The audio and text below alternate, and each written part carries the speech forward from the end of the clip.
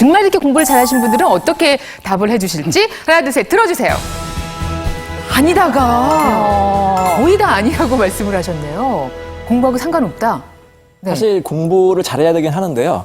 아까 우리 이경은 씨가 말씀 잘하셨어요. 인생 공부를 잘해야 된다. 사실 법조문하고 판례는 웬만한 변호사는 다 압니다. 다 아는데 결국에는 의뢰인이 무엇을 원하는지 또 판사님은 어떻게 생각하는지 상대방하고 어떻게 협상하는지 이렇게 인생을 알아야지만 사건이 잘 해결될 수가 있거든요. 꼭 법조문하고 판례만 잘 아는 변호사가 아니라 인생을 잘 아는 변호사가 훌륭한 변호사입니다. 그러니까 이건 천재다라고 하는 사람들을 좀 그런 사람들이 이제 법 쪽에는 들어옵니다. 가령 이제 이 책을 이렇게 한번 보면은 그냥 한번 툭 훑어갔는데 카메라처럼 찍어대는 사람 그런 사람들이 실제로 있습니다. 근데 이제 그 사람들이 변호를 잘하느냐? 잘 할 겁니다.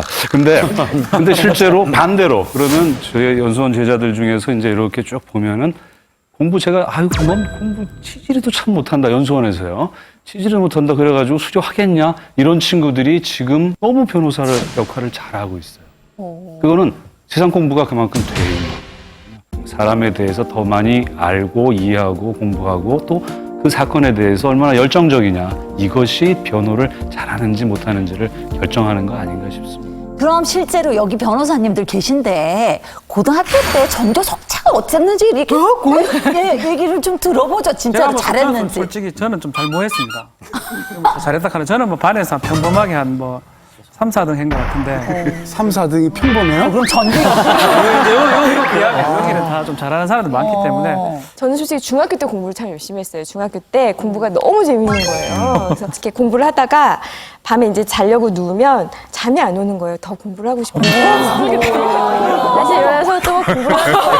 그냥 이제 고등학교를 갔는데 고등학교를 가니까 중학교 때 공부해 놓은 거를 또 가르치는 거예요. 그러니까 그때서부터 제가 이제 손을 놓기 시작했어요. 이제 고등학교 1학년 때부터 이제 신나게 놀기 시작하는데 그러다 이제 고3 때 돼서 이제 다시 이제 정신을 차리고 공부를 해야겠다라고 생각을 좀 해서 그래서 고3 때는 다시 전교등수를 이제 10등 안쪽으로 올려놨었죠. 근데 임방글 변호사는요, 진짜 제가 고등학교 때 만났어요. 고등학교 때 사실 뵀어요. 저희 집에 놀러 왔었어요. 아, 그래요? 네, 임방글 변호사의 친구가 뮤지컬 팬인데 제가 그 친구 연기를 가르치기도 했어요. 근데 이제 그렇게 뮤지컬 좋아하는 애들 보통 공부를 못 하거든요. 근데 친구로 왔으니까 쟤도 같이 못하는 애구나 생각했는데 변호사가 됐길래 깜짝 놀랐습니다. 아니 공부 잘한다고 그때 얘기를 좀 하지 그랬어요. 근데 사실 저도 임 변호사님하고 약간 비슷한 케이스인데 대학교 가서 뒤늦게 철이 들어가지고 이제 고시 공부를 했는데 저는 고시 공부하는 게 너무 재밌었어요. 근데 문제는 뭐냐면 제가 글씨가 악필이에요. 이 악필을 어떻게 하면 수정할 수 있을까 해서 만든 게 이 노트예요. 이 노트에다가 공부한 책을 다 정리를 한 거거든요. 뭐 이렇게 돼 있는 거예요. 여기다 제가 이제 정리를 하면은 제 아내가 이제 미대 출신이면 여기다 그림을 그리는 거예요. 우리는 맨날 만나면은 나는 이제 판례 얘기하고 그 친구는 해당하는 판례에 대해서 이제 그림을 그리고 뭐 이렇게 해서 공부를 하는 거거든, 이렇게. 세상에. 중요한 판례 같은 경우는 이게 어려워가지고. 지금 뭐 붙이고. 다른 변호사분들도 이런 건 처음, 이런 노트는 처음 보신 거죠? 그림은 안 그래요? 공부해요? 아니, 그러니까 어떻게 잘못 들으면 삼국지를 만화 삼국지로 띄웠다는 얘기 같은데. 아니, 그러니까 이게 이미지 학습법이라고 하는데 이거는 그 수험생 여러분도 많이 필요한 게 뭐냐면 우리가 책 본 내용은 잘 기억이 안 나도 영화 옛날에 본 장면 기억이 잘 나잖아요. 그렇죠. 그거 있어요. 이미지 같은 경우에는 이 학습 효과가 오래 가니까 이 공부한 것도 하나의 그림이라든지 이미지화해서 기억을 하면 이게 오랫동안 저장하고 써먹을 수가 있습니다. 자, 그렇게 열심히 공부를 하셔서 마침내 맞이한 그 사법고시 합격자 발표의 그날 아마 그런 기억들 갖고 계실 텐데요. 어떻게 어느 순간에 누구와 함께 처음에 알게 되셨을까요? 우리 고시생 중에 가장 좋아하는 클래식 음악이 아마 베토벤의 합창교향곡일 거예요. 빠바바바 그 음악이 진짜 들리는 합격 순간에 그 환희를 잊을 수가 없거든요. 아마 그 음악 다 좋아하실 거예요. 예.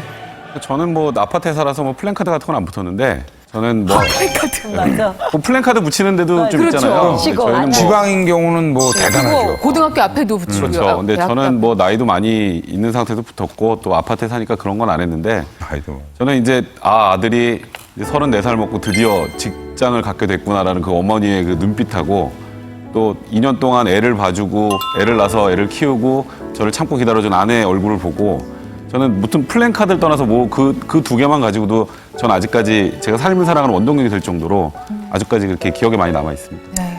저 같은 경우는 제가 합격 발표를 들은 날이 저희 어머니 생신이었어요.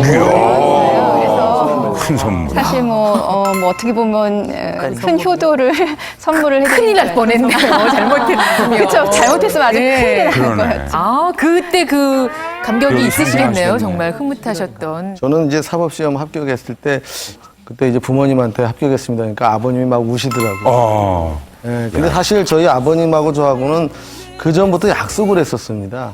제가 사법시험을 합격하면은 아버님이 좋아하시는 술을 좀 끊으시라고.